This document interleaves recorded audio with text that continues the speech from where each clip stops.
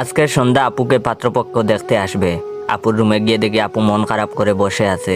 আমি আপুর কাছে গিয়ে জিজ্ঞেস করলাম, আপু তুই মন খারাপ করে বসে আছিস কেন? সে বলল, ভাই আমি এখন বিয়ে করতে চাইছি না, তুই কিছু একটা করতে পারবি? আমি বললাম, মানে তুই কি বিয়ে ভেঙে দেওয়ার কথা বলছিস? সে বলল, হ্যাঁ। আমি বললাম, বিয়ে ভেঙে দিলে আমি কি পাবো বল? সে বলল, বল তোর কি চাই? আমি বললাম, আমাকে 1000 টাকা দিতে হবে, তাহলে চেষ্টা করে দেখতে পারি। সে বলল, ঠিক আছে।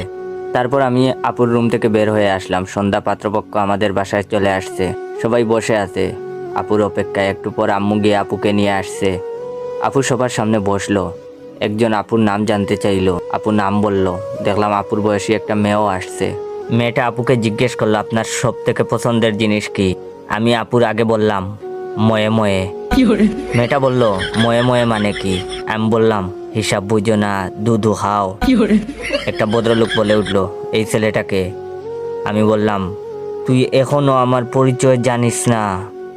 আমার পরিচয় পাইলে তো এখন তুই খাড়াইয়া মুইতা দিবি, বহনের টাইম পাবি না। লোকটি বলল, কি অসভ্য ছেলে, এই ছেলে তুই আমাকে চিনিস? আমি বললাম, না তো, কে আপনি? উনি বললেন, আমার নাম বাদশাহ। আমি বললাম, আপনার নাম যদি বাদশাহ হয় তাহলে আমার নাম কি হইতে পারে? আপনাকে মতো কিছু ফকিন্নি পুলার নাম বাদশাহ বলেই আজ দেশের এই অবস্থা। লোকটা বলল, বেয়াদব ছেলে একটা। আমি লোকটাকে বললাম, তুই দেখি বেশি কথা কস, আয় জায়গা পাট খেতে। লোকটি বলল, এই ছেলে কি শুরু করেছে এসব? আমি বললাম, হিসাব বুঝো না, দুধু খাও। এবার আমার আম্মু বলল, এই তুই কি শুরু করলি এসব? আপনারা কেউ কিছু মনে করবেন না, ও আমার ছেলে, আসলে আপনাদের সাথে মজা করছে। লোকটি বলল, এই পরিবারের কিছুতেই আমাদের ছেলেকে বিয়ে করানো যাবে না। এখানে কি আমাদের অপমান করার জন্য নিয়ে আসা হয়েছে? এই চল সবাই। সবাই চলে গেল রাগ করে। আম্মু আমার কাছে এসে বলল, তুই এটা কি করলি? তুই জানিস তোর জন্য তোর বোনের কত বড় ক্ষতি হয়েছে? আমি বললাম, আমি একবারও বলছি আমি নির্দোষ? আম্মু বললেন, তুই এত বড় একটা কাজ করে এখনো একথা বলছিস?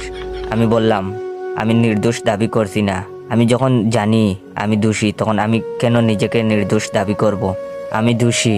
আমি কি আপনাদের একবারও বলছি আমি নির্দোষ? তখন আমার আবেগ কাজ করছে, বিবেক কাজ করে নাই। পৃথিবীর সব থেকে বড় আদালত হচ্ছে মানুষের বিবেক।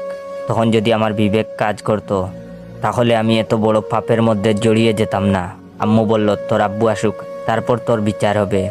আমি বললাম, আমার ভুল হয়েছে, আমাকে ক্ষমা করে দেন। আম্মু রেগে মেগে চলে গেল। আপুর তো হাসতে হাসতে অবস্থা খারাপ।